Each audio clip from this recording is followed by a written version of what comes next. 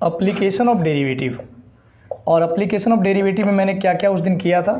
पहले टॉपिक तो मैंने कर लिया था हम लोगों ने, याद अगर आपको है तो, रेट ऑफ चेंज ऑफ पहला वाला पार्ट क्या था बेटा, रेट ऑफ चेंज, है ना।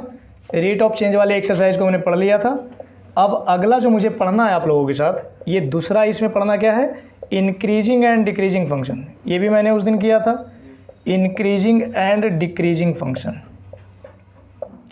Increasing and decreasing function. तीसरा मेरे पास क्या था, तीसरा मेरे पास था मैक्सिमा और मिनिमा, जो कि अगली क्लास में हम पढ़ेंगे, मैक्सिमा एंड मिनिमा।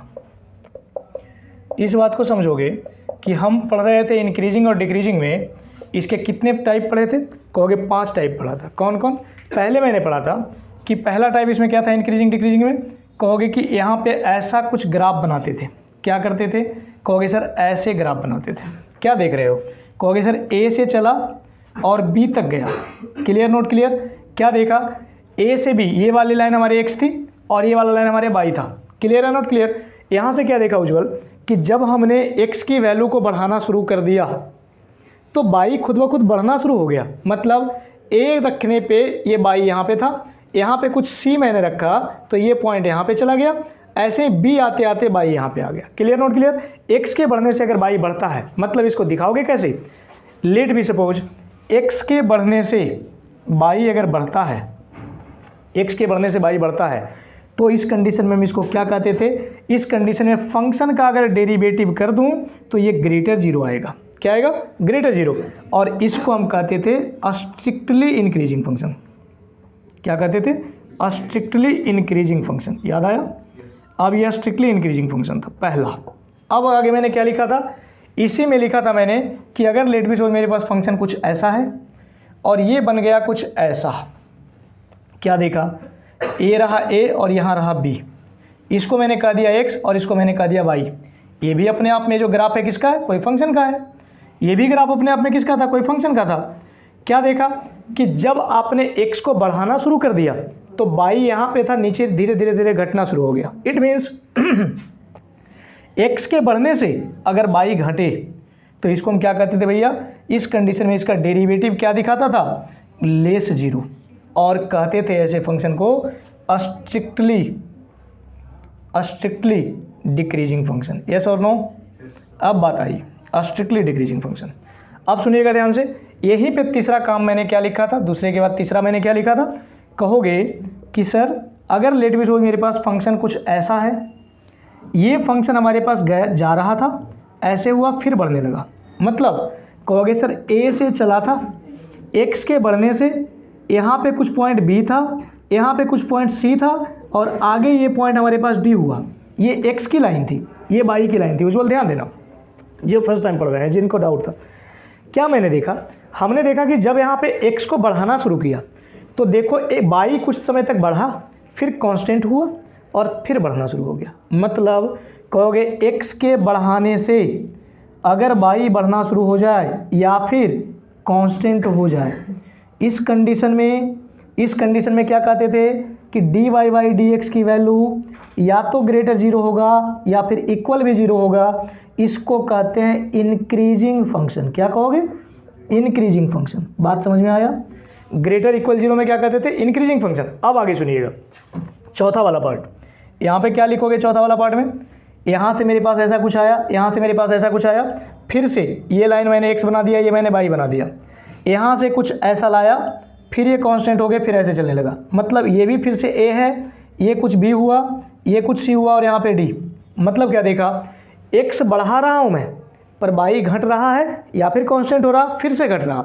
मतलब एक्स के बढ़ने से बाई अगर घटे या फिर कांस्टेंट रहे तो इसमें क्या देखोगे डेरिवेटिव को?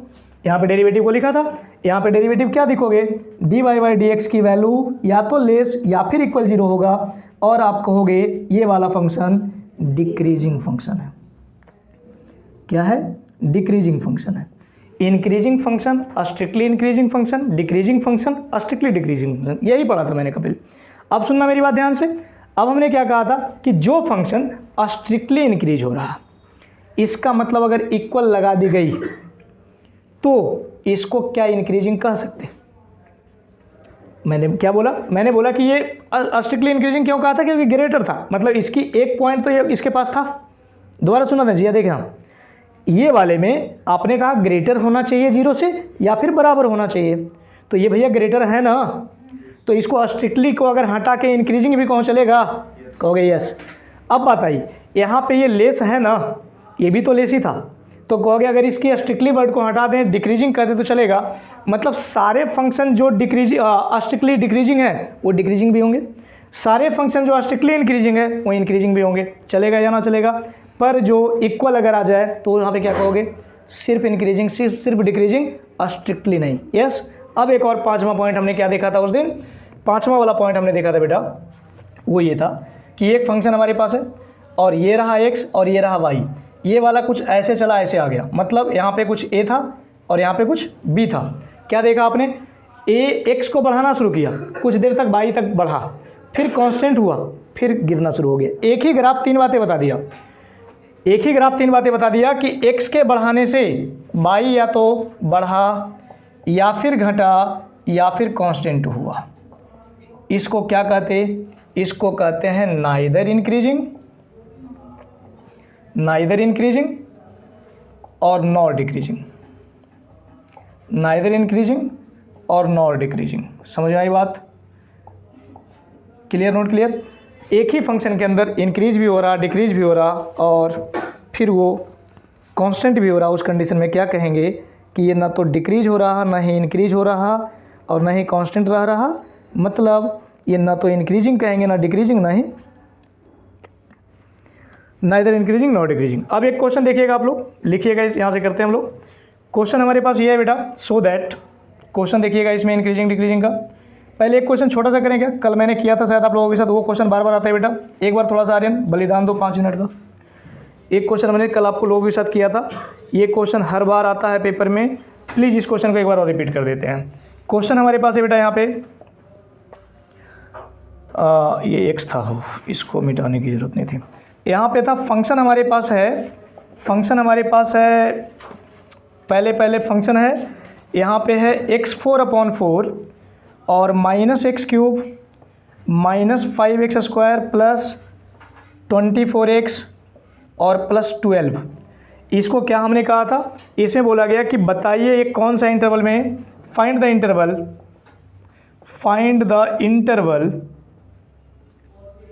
फॉर, पहला क्वेश्चन स्ट्रिक्टली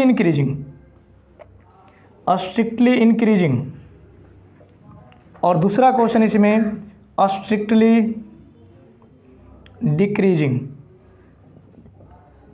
ये दोनों क्वेश्चन इसके लिए कैसे करेंगे, इसको एक बार देखेंगे, मैंने पिछले क्लास में किया था, अपना आपको करना नहीं है। हमने कहा था कि स्ट्रिक्टली इंक्रीजिंग निकालना पड़े, स्ट्रिक्टली डिक्रीजिंग, सिमरन बेटा ऊपर देख, स्ट्रिक्टली इंक्रीजिंग निकालना पड़े, ये क्वेश्चन गारंटी आएगा, आता है बार बार। स्ट्रिक्टली इंक्रीजिंग निकालना पड़े, स्ट्रिक्टली डिक्रीजिंग, इन दोनों कंडीशन में हम क्या करते, फंक्शन का डेरिवेटिव करते।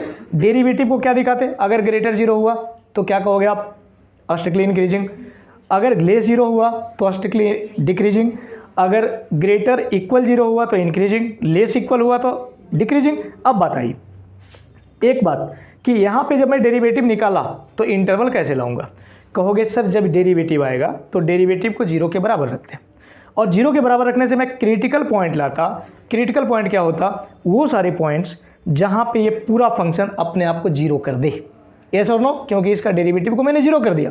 तो जब 0 कर दे तो 0 पे क्या कहते हैं आप कि न तो इंक्रीज हो रहा न ही डिक्रीज हो रहा। अभी मैंने बताया था ना कि नाइदर इंक्रीजिंग नॉट डिक्रीजिंग का मतलब क्या हुआ, dy/dx बराबर 0, न तो इंक्रीज ना ही डिक्रीज, यस और नो।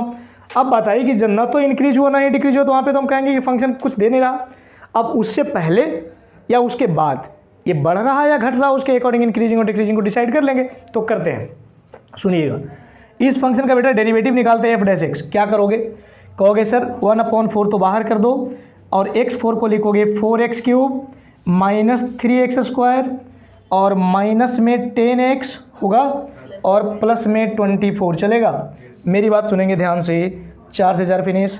अब ये बेटा f'(x) क्या होगा, x³ -3x² -10x + 24। अब आपके पास एक कल प्रॉब्लम आया था परसों वाली क्लास में, क्या ये प्रॉब्लम था कि इस वाले क्वेश्चन में एफ डैश एक्स में इसका जीरोज कैसे लाएं, क्योंकि एक क्यूबिक पॉलिनोमियल है। याद कीजिए क्या बताया था, क्या बताया था समारा, तू तो बजरंगबली की जय करने गई थी है ना। प्लस माइनस क्या लिखा था बेटा, मैंने माना था लेट। एक ट्रिक आज बताऊं, उस दिन तो दूसरा बता ही दिया था, एक ट्रिक आज बता देता हूं। मेरी बात सुनना, जब मेरे पास क्यूबिक इक्वेशन है ना, जब मेरे पास ये कैसा इक्वेशन है क्यूबिक, तो मेरे पास याद करो, एक बात मैं बताता हूँ थोड़ा डिटेल में, कि आप याद कीजिए 10th क्लास में हम लोगों ने पढ़ा था बेटा alpha plus beta plus gamma, जिसको मैंने कहा था माइनस बी अपॉन ए। इधर कौन टोपी पेन के नीचे सर झुका रहा है, यहाँ देखना बकली। अब यहाँ देखना, अगला लिखा था मैंने alpha beta plus beta gamma plus gamma alpha equal to C upon A, और alpha into beta into gamma, इसको क्या लिखोगे माइनस डी अपॉन ए। याद आया। अब इसके कोफिशिएंट के according A B C decide करते थे। आप कहो सोच के, ए की वैल्यू 1, बी की वैल्यू -3, सी की वैल्यू -10 और डी की वैल्यू 24। अब मैं पूछ रहा हूँ आप लोगों से, मुझे बताओ बेटा सोच के कि यहाँ पे मैं alpha into beta into gamma, इसके ट्रिक बता रहा हूँ, alpha into beta into gamma minus D upon A होगा। अब अगर माइनस डी अपॉन ए होगा तो आप लिखोगे -24 अपॉन क्या कहोगे 1 होगा, तो -24 अपॉन 1 क्या 24 हो जाएगा, क्योंकि पहले से भी माइनस था। अब बेटा आपके पास काम है 24 का फैक्टर ढूंढो, क्या क्या होता। कहोगे सर 24 1 के टेबल में आता, 2 में आता, 3 में आता, 4 में आता, 6 में आता, 8 में आता, और फिर 12 में आता, और फिर 24 में आता, और किसी में आता क्या, समझे इस बात को। बेटा माइनस डी है पहले से, तो माइनस, हाँ तो कोई दिक्कत नहीं, -24 कर देते हैं, कोई दिक्कत। अब -24 करो तो इसको कर दो plus minus plus minus plus minus plus minus plus minus plus minus plus minus, आफत कोई, ठीक है। अब मेरी बात सुनिएगा ध्यान से, ये सारे नंबर में आर्यन मुझे देखना है, इसको इन सारे नंबर को रखो किस में, जहाँ से 24 आपने लाया, कहाँ से लाया, इस वाले इक्वेशन से। इसमें पहले एक को रखो, क्या वो इसको जीरो किया, क्या वो इसको जीरो किया। कहोगे 1 का क्यूब 1, -3 इंटू 1 का स्क्वायर -3, 1 -3 -2, और फिर -10 -12 और +24 12, जीरो नहीं किया ना। इट मीन्स इन नंबर में से आपको ढूंढ के लाने कौन ऐसा नंबर है जो इसको जीरो कर दे। 1 को रखा, अब -1 को रख के देखते, क्या कहोगे -1 को, -1 का क्यूब -1, -1 का स्क्वायर +1 इंटू -3 -3 और -1 -4 और +10 6 + 24 जीरो नहीं हुआ 30 हो गया। अब किसको रखोगे, 2 को, 3 है डायरेक्ट, 2 है, 2 को रखोगे, 2 रखने पे क्या होगा, कहोगे सर 2 का क्यूब 8, 4 3 जा 12, 8 -12 -4 और -20 -24 + 24 हो गया 0। समझे उज्ज्वल इस बात को। और अगर इतनी लंबी चौड़ी ब्रह्मांड नहीं समझ में आया तो इसको, जिसको समझ में आया अच्छी बात है, जिसको नहीं समझ में आया इसको चुपचाप हटा देते। क्या करेंगे, डायरेक्ट हम 9th क्लास पे आएंगे। और 9th क्लास में आर्यन क्या पढ़ के रखा था, अगर याद है तो, कि अपने मन से इसके फैक्टर ढूंढते थे, कैसे, लेट करते थे। x की वैल्यू को +-1 +-2 +-3 +-4 एंड डॉट डॉट, क्लियर। अब मैंने बेटा यहाँ पे वही काम किया, x की वैल्यू 1 रखा, -1 रखा, जीरो नहीं हुआ, हमने किसको रखा, 2 रखा। इट मीन्स इस x के जगह पे मैंने डायरेक्ट लिख रहा हूँ बेटा 2 रखा, तो ये 0 हो गया, पक्का। अब इसको कहोगे कि x के साथ 2 का रिलेशन कैसा, माइनस का, x -2 से इस पूरे फंक्शन को अगर आप डिवाइड करोगे तो गारंटी है फैक्टर निकलेगा और रिमाइंडर 0 होगे। करके देखें, क्या कहोगे कि x -2 से डिवाइड कर दो चुपचाप, किसको, x cube -3x square -10x और +24, इसी को ना करो डिवाइड। x को x क्यूब करने के लिए क्या करोगे, x square, x cube -2 into x square -2x square, minus करके ख़त्म, प्लस -3 + 2 -1x स्क्वायर -10x और +24। अब यहाँ पे क्या लिखोगे भैया, x में x का मल्टीप्लाई करोगे माइनस, तो -x square -2 into -x +2x होगा, प्लस करके ख़त्म, माइनस करके -12x +24। अब देखो आर्यन -12 लिखूँ क्या, -12x और +24, इसको प्लस करके ख़त्म, इसको माइनस करके ख़त्म, 0 ना। समझ में आई बात बेटा। अब सुनना मेरी बात जिया, कि इसके अकॉर्डिंग मेरे पास एक आया कोसेंट x² - x -12। आप देखोगे कि क्यूबिक इक्वेशन 9th में पढ़े थे हम लोग, क्यूबिक इक्वेशन के 3 जीरोज होंगे, पक्का उज्ज्वल। अब ये 3 जीरोज में बेटा एक तो निकाल लिया ना, 2 और निकालने, क्वाड्रेटिक को फैक्टर करूँगा तो 2 निकल जाएंगे। कैसे कहोगे, इसको फैक्टर करो, x square minus 4x plus 3x minus 12 बराबर 0। यहाँ से करो x into x minus 4 plus 3 into x minus 4 चलेगा। अब यहाँ पे लिखोगे x माइनस 4 और x प्लस 3 अल्टीमेटली 0, x की वैल्यू 4 के बराबर, x की वैल्यू माइनस 3 के बराबर चलेगा। अब यहाँ से 2 वैल्यू मैंने निकाला और एक पहले से पता था, ये तीनों वैल्यू के अकॉर्डिंग रखोगे।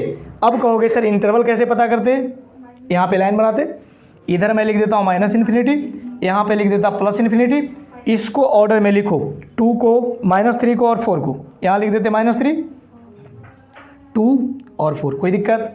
अब सुनना बेटा, इंक्रीजिंग और डिक्रीजिंग पता कर रहे हैं, माइनस इन्फिनिटी से -3 के बीच का कोई नंबर ढूंढो। कहोगे सर -4, -4 को डेरिवेटिव में रखो, -4 का क्यूब -64 और -4 का स्क्वायर 16 16 48 -48 -64 और -48 कितना, समझे आप लोग क्या मैंने बोला, ये -64 और -48 तो 60 40 100 112 -112 और फिर यहाँ पे प्लस 40 माइनस 92 प्लस 40 तो 70, 112 था ना, 112 प्लस 40 70 होगा, 72 -72 और -72 प्लस 24 माइनस में आएगा।